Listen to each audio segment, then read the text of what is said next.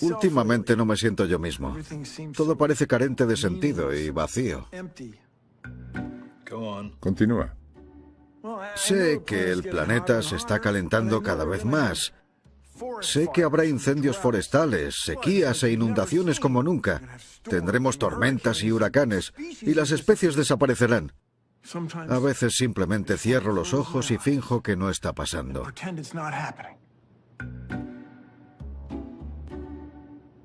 Así, mejor. A lo mejor estoy bien. Puede que no sea nada. Puede que este rollo del cambio climático no sea más que una estafa. Una táctica del gobierno para asustarnos. Tío, ojalá. ¿Qué me está pasando? Me parece que sufres de duelo. Duelo por el cambio climático. ¿Duelo por el cambio climático? Eso no existe. Ya lo creo que sí. Y estás justo en la primera de las 5 fases del duelo. La negación. ¿La negación? No me lo creo. ¿Ves? A eso me refiero. Quiero que hagas una cosa. Cuando te vayas de la consulta, vas a enfrentarte a la negación de golpe. Vale. Vale. Se acabó la sesión. ¿Nos vemos la semana que viene? Vale. Buen fin de semana, doctor Schwarzenegger. Hasta la vista, Billy. ¿Le preocupa el cambio climático? No me preocupa. Soy Bill Nye, ingeniero, escritor y educador de ciencias, y estoy de duelo por el planeta. Esta es la costa más vulnerable de Estados Unidos. No se debería seguir cuestionando el cambio climático. ¡Cambio climático! Estás enfadado. ¿Tú crees? ¿Te han detenido alguna vez? Sí, me han detenido 14 veces. No creo que en 2030 haya humanos en el planeta. En psicología, el duelo tiene 5 fases. Y para salvar al mundo del cambio climático tenemos que pasar por todas ellas. La ciencia nos ha metido en este lío, ¿no? Pues quizá también nos pueda sacar. Explorer, las 5 fases del cambio climático. Bill Nye is here, ready to fight the haters, and each time it makes climate change deniers freak out. Bill Nye is just going around saying CO2 is up, therefore global warming is dangerous, we should be concerned. It's not. You don't think it's a very serious problem? Yeah, that's right. And I think, you know, everybody else, but we're not headed towards catastrophic warming. Not everyone does. Wow. Bill, isn't it a problem when science guys attempt to bully other people? In whose best interest? All right, let me give Joe the last word. To deny this stuff. Go. All right, Bill. It's a mystery. How long will this heat wave last? High surf advisories, riptides. Powerful line of storms battering its way across Moving water forced families out of their homes forcing yesterday. dozens of people to evacuate. ¿Te preocupa el cambio climático? No, para nada. ¿Por qué no? Porque estoy en Miami. ¿No se lo cree? No, señor, no me lo creo. No creo que sea tan malo como dicen. La negación es la primera fase del duelo. Es una reacción natural. Pero eso no cambiará la verdad.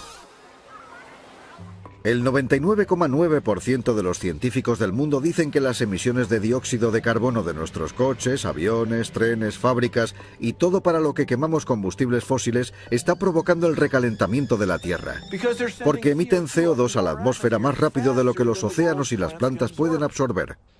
Aún así, no puedo entender por qué la gente no se quiere creer que el cambio climático es real, o que lo estamos provocando. Ya sé, hay extensas zonas de América y del resto del mundo que apenas han notado aún el impacto. Sin embargo, Florida no es una de ellas. Florida es más vulnerable a los desastres provocados por el cambio climático que cualquier otra parte de América, porque está rodeada de mares que aumentan con el calentamiento global. Miremos las estadísticas. El 75% de los casi 20 millones de habitantes de Florida viven en los condados costeros, que podían acabar sumergidos parcialmente a finales de este siglo. Un aumento de 2 metros que varios expertos en clima pronostican como algo plausible o incluso una previsión modesta podrían hundir hasta 4/5 partes de la economía de Florida. El océano crece porque se está expandiendo. El agua se expande al calentarse. Intentadlo. Coged un vaso, o mejor una jarra de agua, y marcad la línea de agua. Después calentadla en el microondas.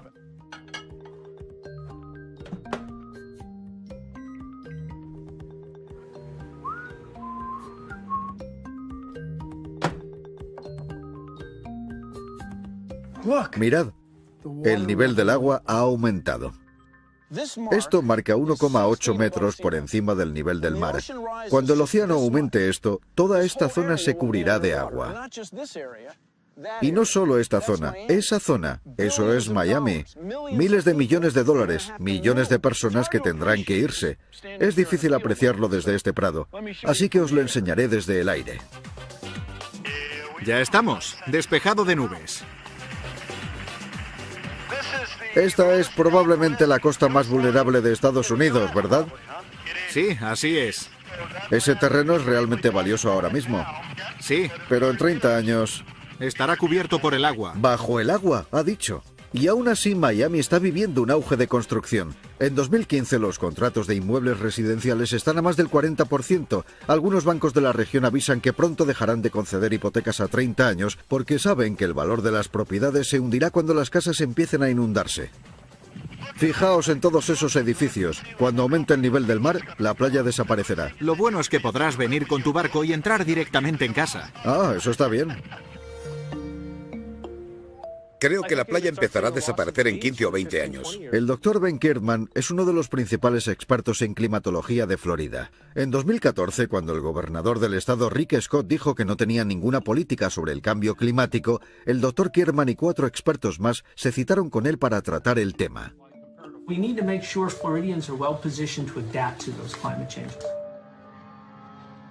No se debería seguir cuestionando el cambio climático. Tenemos múltiples pruebas de que la actividad humana y las emisiones de carbono y de metano han hecho que el calentamiento se dispare desde los años 50.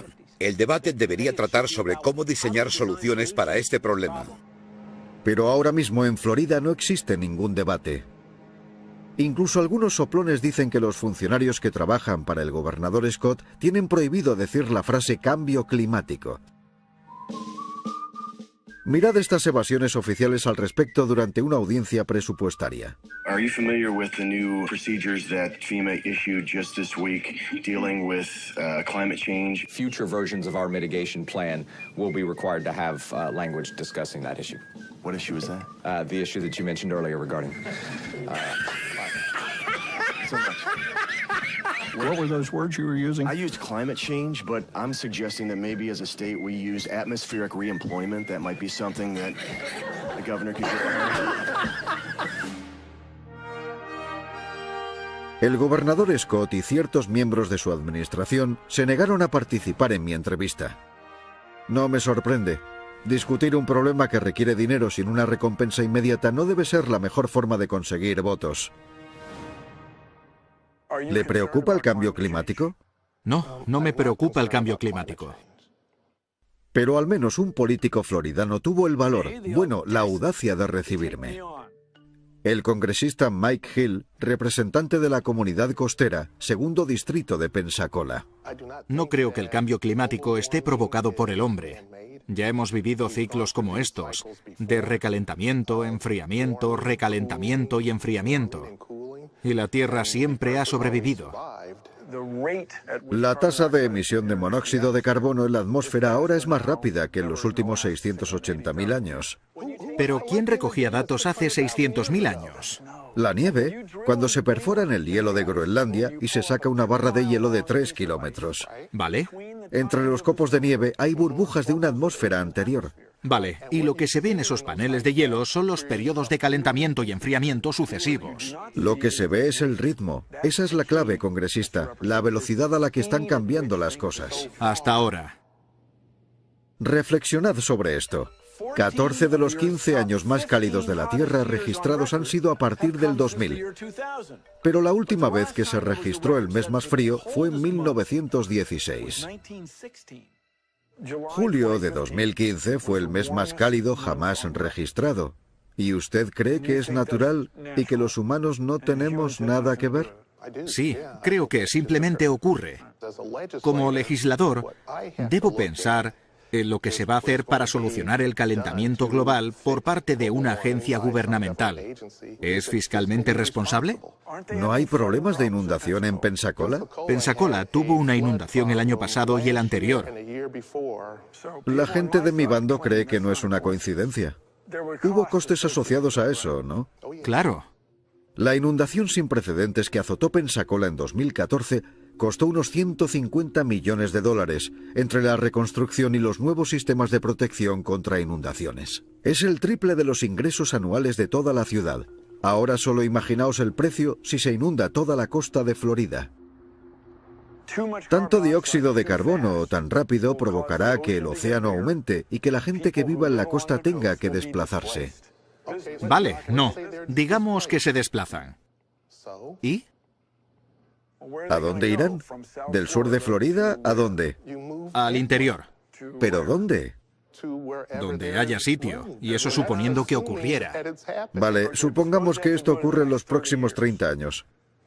No me parece una situación posible. Ah, pero los expertos sí dicen que ocurrirá en unas décadas. Bueno, al menos he conseguido que Mike hable del tema que muchos de sus colegas ignoran. Perdonad un momento. ¡Cambio climático! ¡Cambio climático! Tenía que decirlo. La verdad sea dicha, mi odisea en Florida me ha dejado más tocado que nunca. Hola, Bill. ¿Cómo te sientes después de tu encuentro con la negación? En una palabra, enfadado. En algún momento los negacionistas se dan cuenta de que no pueden esconderse de la verdad. Y ahí es cuando se enfadan.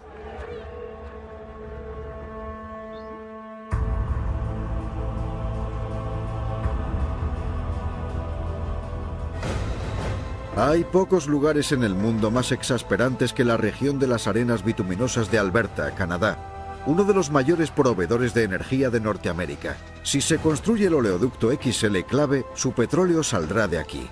Pero las arenas bituminosas también son una fuente principal de la contaminación de carbono. Alberta's oil sands have been polluting remote northern lakes with toxins for decades, poisoning the air, land, and water. The pollution has always been controversial. Estas empresas quieren explotarlo lo antes posible y lo máximo posible, y a quien se meta en su camino le quitarán de en medio lo más rápido posible. El activista de Greenpeace, Mike Hudima, sabe lo que es el enfado. Lleva más de una década protestando contra las arenas bituminosas. ¿Todo esto te irrita? Sí, me irrita mucho porque todas estas empresas son conscientes del cambio climático. Han leído los informes que dicen que la mayoría de combustibles fósiles deben permanecer bajo tierra si queremos tener alguna oportunidad, pero entre tanto siguen expandiéndose, explotando y devastando la zona. Mis intentos de visitar dos de las compañías petroleras más grandes de la región fracasaron, pero no controlan el cielo. Todo el mundo me dice, tienes que verlo desde el aire. Pues venga.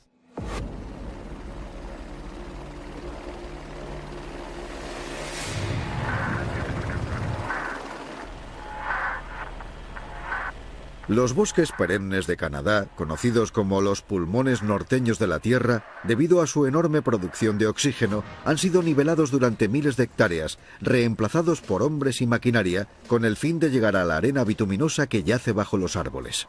La primera vez que vi las arenas bituminosas, pensé que estaba en una película posapocalíptica, porque ahora es como un paisaje lunar, donde antes hubo un exuberante bosque. Esta vez hemos sobrevolado 2 proyectos, ahí está. ¿Cuántos más hay? ¿Unos 100? Sí. Aquí el crudo pesado llamado bitumen se extrae de la tierra gruesa y arenosa de la región. Este petróleo es tan crudo que su producción emite al menos un 17% más de dióxido de carbono que el petróleo refinado en los Estados Unidos, y se necesita mucho más energía para extraerlo. De hecho, se necesitan 2 barriles de petróleo para permitir la extracción de 3 barriles de bitumen. Es para volverse loco y enfadarse. ¿En qué estáis pensando? No pensáis. Las arenas bituminosas han convertido a Canadá en el mayor contaminador de carbono per cápita de la Tierra, y no se ha explotado ni el 10% de sus depósitos de petróleo. Hasta ahora se han arrasado 775 kilómetros cuadrados de bosque, pero las arenas bituminosas restantes se extienden por más de 140.000 kilómetros cuadrados, un área del tamaño de Florida. Si estas zonas continúan desarrollándose, podrían acabar emitiendo más carbono que Estados Unidos y China juntos desde el principio de su historia. Y el nivel de CO2 en la atmósfera podría alcanzar niveles comparables a la época de mediados del Plioceno, hace 3 millones de años, cuando el nivel del mar era al menos 15 metros superior al actual. Por eso es lógico ver que Mike, que creció en Alberta, esté tan enfadado con lo que está ocurriendo allí. ¿Te han detenido alguna vez? Sí, me han detenido 14 veces. Justo al norte de aquí. Ocupamos 3 de sus enormes camiones. Y luego nos encadenamos a estos vehículos y nos quedamos ahí más de 24 horas.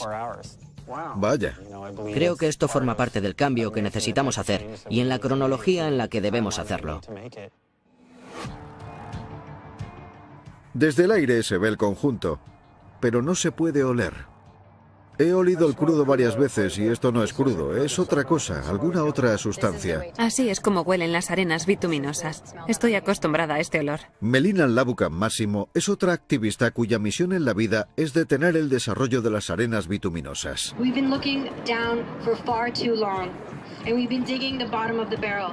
Es miembro de las Naciones Originarias de Alberta y vio cómo las operaciones petroleras arrasaban su tierra durante su niñez.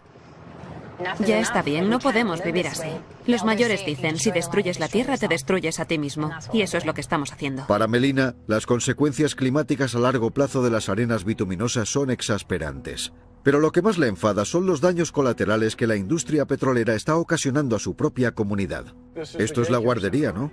Sí, es estupenda. ¿Esto lo construye el dinero del petróleo? Sí, esto se construyó con ese dinero, pero cuando los niños vuelven a casa y se bañan, solo pueden estar durante 2 o 3 minutos en el agua porque está muy contaminada. Ese es el sacrificio. Las comunidades situadas cerca de las instalaciones de procesamiento de petróleo han experimentado índices elevados de cáncer. El primer sospechoso es una sustancia que se escapa y que ahora se recoge en unas piscinas tóxicas tan grandes que se ven desde el espacio. Creo que cuando la gente lo lee en el periódico no parece tan horrible, pero cuando lo ven en persona alucinan. La gente empieza a darse cuenta de que hay que cambiar la extracción de combustibles fósiles por una energía renovable.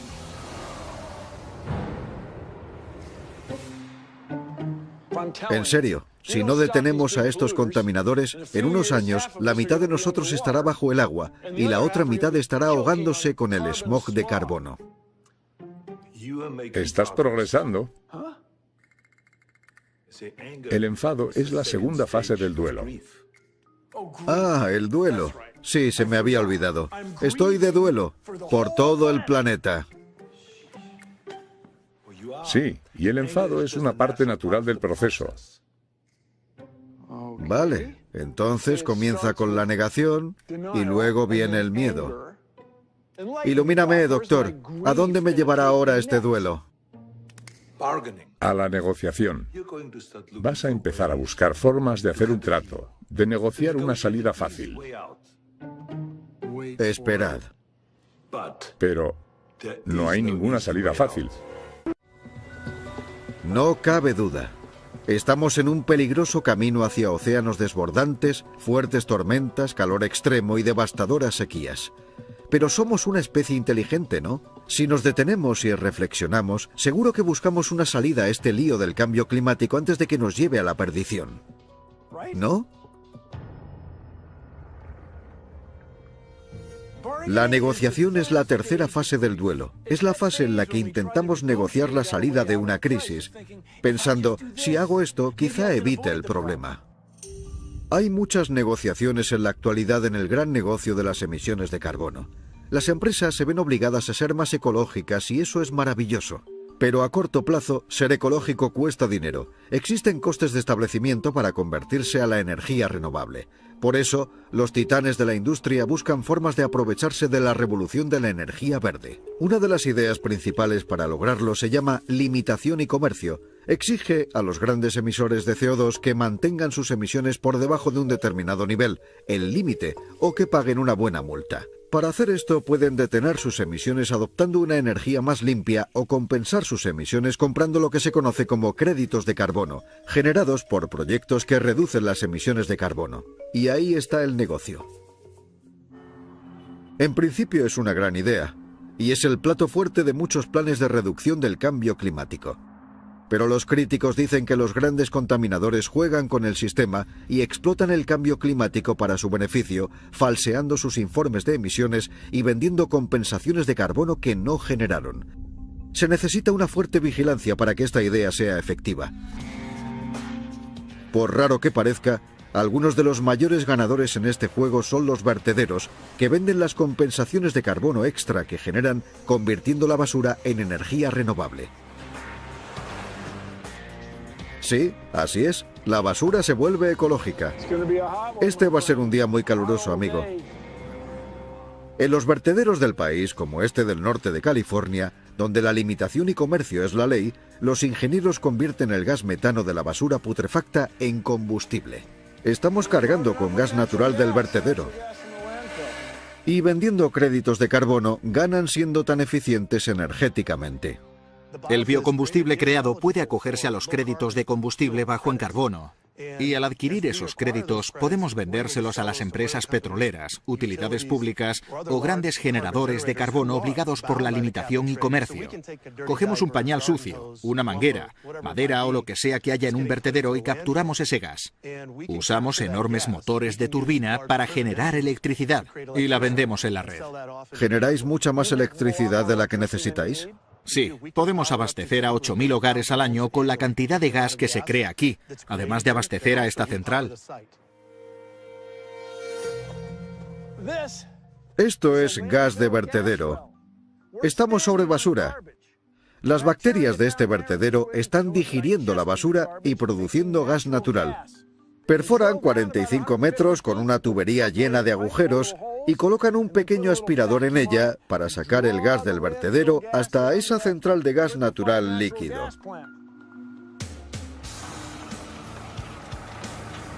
Camiones de basura que pasan sobre ella. El doctor Emmett Brown, de Regreso al Futuro, estaría orgulloso. Hasta las petroleras están ya en el juego de la negociación. A 400 kilómetros al sur de las arenas bituminosas de Canadá, Shell ha invertido millones en unas nuevas instalaciones que atrapan las emisiones de CO2 antes de que se transmitan al aire. Aquí, el dióxido de carbono de la refinería Shell se condensa en líquido antes de salir disparado a 1,5 kilómetros hacia el interior, donde lo absorbe una gruesa capa de roca porosa. Capturamos y aislamos 1,2 millones de toneladas al año. Ahorrarle 1 millón de toneladas de carbono por año a la atmósfera parece significativo, hasta que descubres que solo la región de las arenas bituminosas emite 56 millones de toneladas al aire cada año, y en todo el mundo nuestras emisiones globales de CO2 alcanzan los 29.000 millones de toneladas anuales. Sí, 1.000 millones. Se necesitarían 30.000 centrales como esta, y eso es mucho, en todo el mundo. Las cifras son escandalosas. No decimos que sea la única solución, pero es una herramienta. Alrededor del mundo, las empresas juegan a hacer tratos con las emisiones de dióxido de carbono. Las capturan, comercian con ellas y las convierten en combustible. Y mientras las más grandes negocian con las emisiones, algunas comunidades costeras ven su salvación en la ingeniería. En Miami Beach, las inundaciones por mareas han empezado a sumergir bloques enteros. Y ahora mismo el ingeniero Bruce Maury y su equipo de construcción son su única esperanza. El nivel del mar ya ha empezado a subir. Bruce está levantando todo un vecindario, 1,2 metros, para que no le alcance la marea. Este edificio está abandonado por el desnivel, parece como de 1 metro. Sí, hay casi 1 metro de diferencia entre donde estoy yo y donde estás tú. El océano crece tan rápido aquí que hasta algunos edificios en construcción pueden estar demasiado bajos ya, porque los planos se aprobaron cuando el nivel del mar era más bajo. Si hubiera una tormenta y el agua entrara, el Katrina llega a Miami. El Katrina traería el agua a esta altura y, como ves, está 1,20 metros más alto que este bloque. Entonces, ¿qué le ocurrirá a este vecindario cuando el Katrina llegue a Miami? Se inundará. No podemos esperar. Hay que reaccionar y actuar. Estamos rediseñando toda la ciudad. Es una lucha contra la madre naturaleza, y Bruce está preparado para morir luchando. Estos edificios tienen una vida limitada. Es la naturaleza del cambio climático y la subida del nivel del mar. No podemos salvarlos eternamente. Como dice Bruce, podría comprar Miami Beach algún día, pero nunca podrá arreglar el problema de fondo. No podemos construir un nuevo clima. Temperatures would be 5 to 10 degrees or more above average. Triple-digit readings possible. That's quickly becoming the norm in climate news. La realidad de la situación es, en una palabra, deprimente. Y creedme, hay un montón de científicos con depresión diagnosticada como almas en pena. De hecho, al menos uno de ellos piensa que por mucho que intentemos negociar con el clima, ya hemos perdido la partida. No creo que en 2030 haya humanos en el planeta. Visto que no hay forma de no cargarnos el planeta, ¿qué podemos hacer? Es un caso perdido. E imparable, además. Bueno, tengo una buena noticia. ¿En serio, doctor? ¿Hay buenas noticias? Estás progresando. Venga, no empieces con eso. Tienes depresión. Y la depresión es la cuarta fase del duelo. ¿Sabes qué es lo más deprimente de esto? ¿Que llevas décadas viéndolo venir y no pudiste hacer más para evitarlo? No, que te pago por esto. A muchos aún no nos ha afectado personalmente el calentamiento del planeta, pero hay gente a la que el cambio climático ya le ha causado problemas reales y horribles que han cambiado sus vidas. Los isleños del Pacífico Sur están viendo cómo se hunden sus bajas tierras bajo el mar. Las reservas de agua en todo el mundo, especialmente en África y Asia, se están evaporando literalmente. Huracanes y tsunamis históricos están arrasando costas por todo el mundo. Y recientemente los efectos de una sequía extrema plurianual han paralizado una de las fuentes productivas esenciales de América, el Valle Central de California. Muchos millones de personas en estas zonas ya han experimentado en sus carnes la cuarta fase del duelo por el cambio climático: la depresión. Dado que la Tierra tiene un pronóstico alarmante, los científicos medioambientales son de las personas más deprimidas que conoceréis jamás. Y uno de ellos es literalmente un profeta de la fatalidad. No creo que llegue a ver a este árbol dar naranjas. Os presento a Guy McPherson, un ecologista que ha escrito varios libros sobre el cambio climático. Dice que la suerte está echada y se está preparando para el fin. ¿Nos enseñas el sótano? Claro, venid a verlo. Qué oscuro. Sí.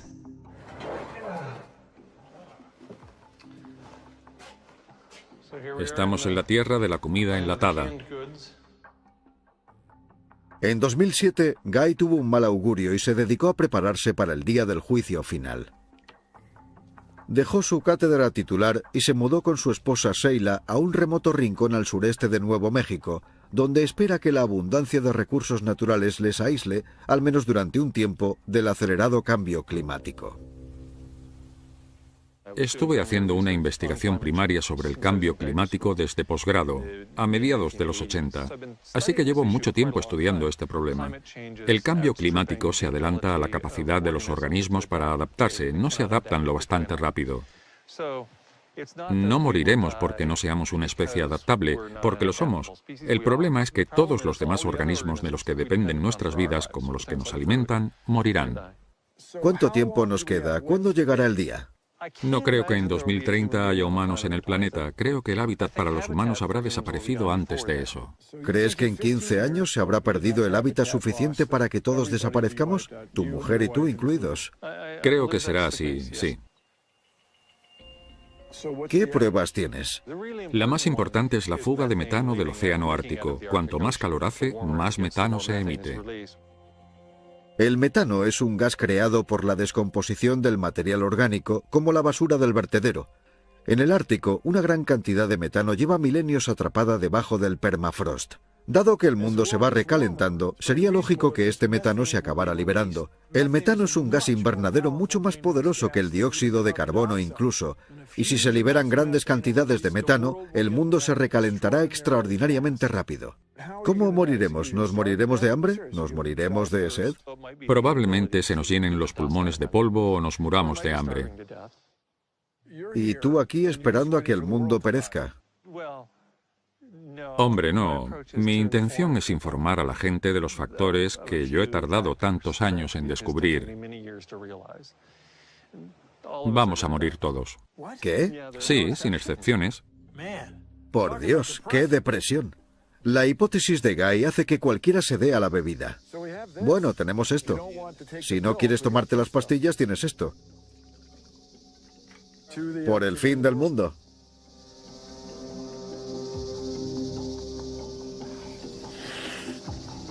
Oh, qué maravilla. Fumad si podéis. Esto del fin del mundo es muy deprimente. Es una mierda. Sí, qué asco. Por suerte, la mayoría de científicos del clima no creen que sea demasiado tarde para salvarnos. Pero tras un día con Guy, es difícil pensar que la muerte no es inminente.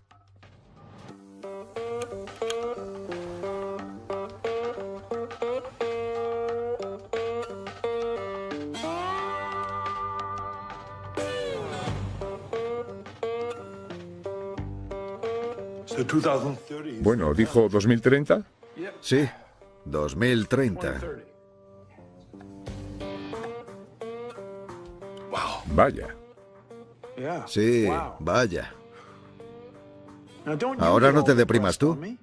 El paciente soy yo, ¿recuerdas? Lo sé, lo sé. Pero si lo piensas, ¿y si tienes razón y en 15 años estamos todos muertos? En fin, me quedan muchas cosas por hacer. Siento como si no hubiera hecho nada con mi vida, nada. Arnold, has hecho unas cuantas cosas. Mares crecientes, sequía, calor, contaminación. Es apabullante. Sí, pero es real. Debemos aceptar que está ocurriendo. Recuerda que la aceptación es la última fase del duelo. Vale, digamos que lo acepto. ¿Y luego qué? Bueno, eres un tío de ciencias, ¿no? Sí, ¿y? Pues piensa en ello. La ciencia nos ha metido en este lío, ¿no? Sí. Pues quizá también nos pueda sacar. Eso es. La ciencia, la tecnología. Doctor, eres un genio. Gracias. Ya lo sé. Volveré.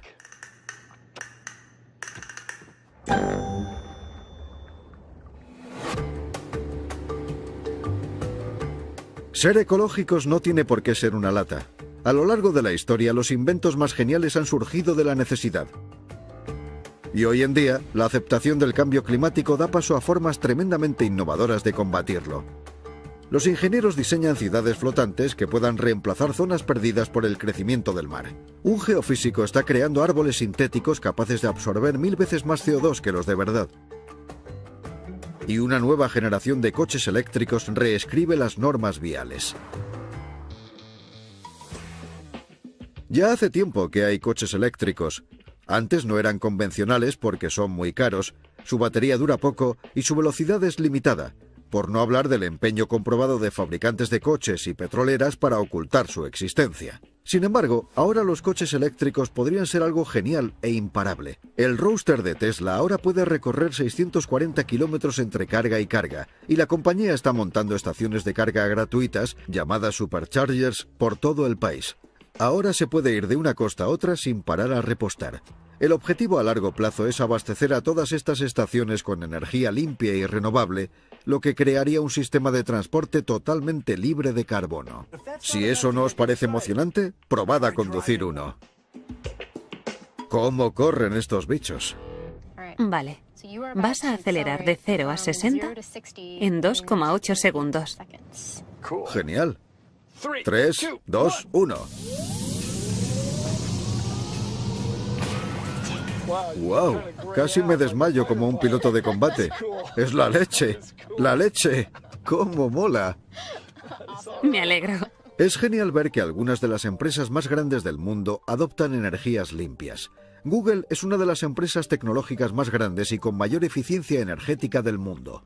Llevamos sin emitir carbono desde 2007. El 35% mediante la energía renovable solar y eólica que producimos para nuestras propias operaciones.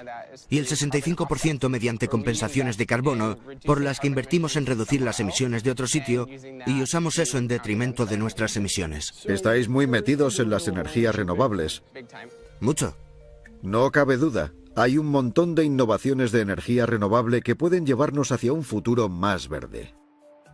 Pero la pregunta candente sigue ahí. ¿Es demasiado tarde?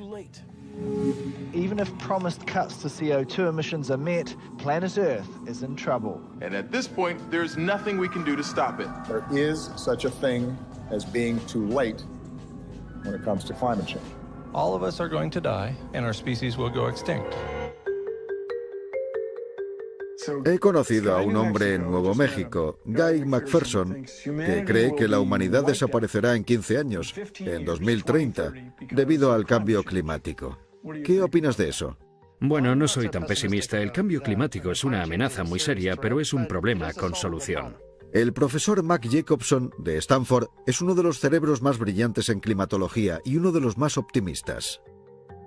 You can power the entire U.S. vehicle fleet with 73,000 to 145,000 5-megawatt wind turbines entirely. Los pesimistas dicen que abandonar los combustibles fósiles nos llevará décadas, pero Mark cree que será más rápido. En 2030, si nos comprometemos, podemos detener el 80% de las emisiones y en 2050 el 100%. Hemos ideado planes para que cada uno de los 50 estados de América se pase por completo a la energía eólica, hidráulica y solar para todos los usos. No todos los estados se ven igual frente a las fuentes de energía renovable. Los estados costeros tendrán acceso a la energía mareomotriz, los estados más llanos a la eólica, y el suroeste es perfecto para la solar. Esto es un plan de energía 100% renovable para Oklahoma. ¿No nuclear? Ni nuclear ni gas natural, todo alimentado por el viento, el agua y el sol.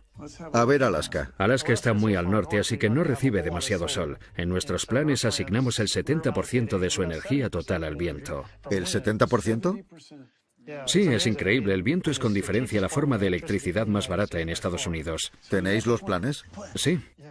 ¿Pero qué hacemos con ellos? Bueno, eliminaremos el calentamiento global tal y como lo conocemos implementando estos planes a nivel mundial. La industria de fósiles tendrá que trabajar mucho para mantener su statu quo. Sí, la infraestructura energética existente luchará con uñas y dientes para evitar que estos planes se implementen.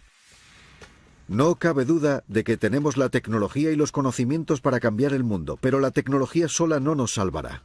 Todo depende de la actitud. Solo cuando nos liberemos del duelo por el cambio climático y aceptemos realmente lo que ocurre y que lo estamos causando nosotros, podremos resolverlo. Voy a enseñaros dos visiones de la Tierra en el año 2050.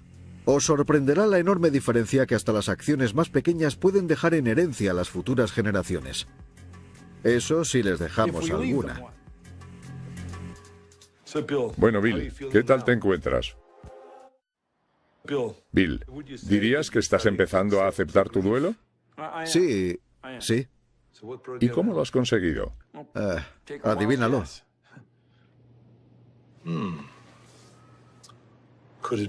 ¿Ha tenido algo que ver con la ciencia? Bingo. Ciencia, tecnología. He visto ideas brillantes por ahí y me atrevo a decir que cambiarán el mundo. Camiones de basura propulsados por basura. Sí, barcos eléctricos para no ir soltando CO2 al navegar. Un sistema para desalinizar el agua marina. Trenes que son mejores que los coches. Mucha menos fricción, ruedas de acero en raíles de acero. Son el mejor medio.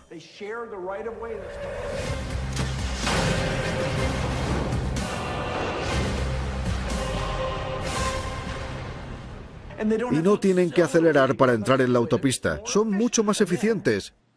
¿Y qué más?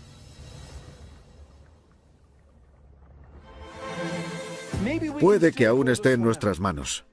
Deshaceos del duelo por el cambio climático y cambiad el mundo. A pesar de todo, hay signos alentadores que dan pie a la esperanza. Las emisiones globales de CO2 se estabilizaron entre 2013 y 2014. Es cierto, no mejoraron, pero al menos no empeoraron. China espera un incremento en su contaminación de carbono hasta 2025 y después un descenso. Es una buena noticia, más o menos. Antes, el máximo previsto no llegaba hasta el 2030. Pero hay que hacer mucho más que frenar el aumento de emisiones de CO2. Hay que reducirlas drásticamente y pronto. Si no, podríamos acabar siendo recordados como la generación que mató al planeta. Os voy a enseñar dos visiones del mundo en el año 2050. Una en la que seguimos mirando hacia otro lado y otra en la que nos ponemos las pilas desde ya mismo para acabar con este hábito de carbono. Nosotros decidimos. Y la diferencia es cuestión de grados.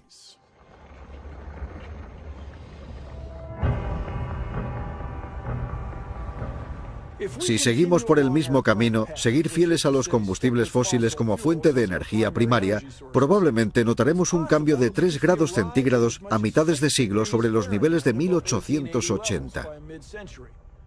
Para contextualizarlo, hasta ahora solo hemos sufrido un cambio de 1,5 grados centígrados desde 1880, y las consecuencias ya se perciben en todo el globo. Un aumento global de 3 grados centígrados sería el punto de inflexión en el que el calentamiento global se nos iría de las manos. Entre 2 y 3 grados centígrados, la selva del Amazonas, que produce el 20% del oxígeno del mundo, se convertiría en una sabana amenazada por la deforestación y los megaincendios que emitirían aún más carbono a la atmósfera. Además, 3 grados centígrados dejarían los estados occidentales secos.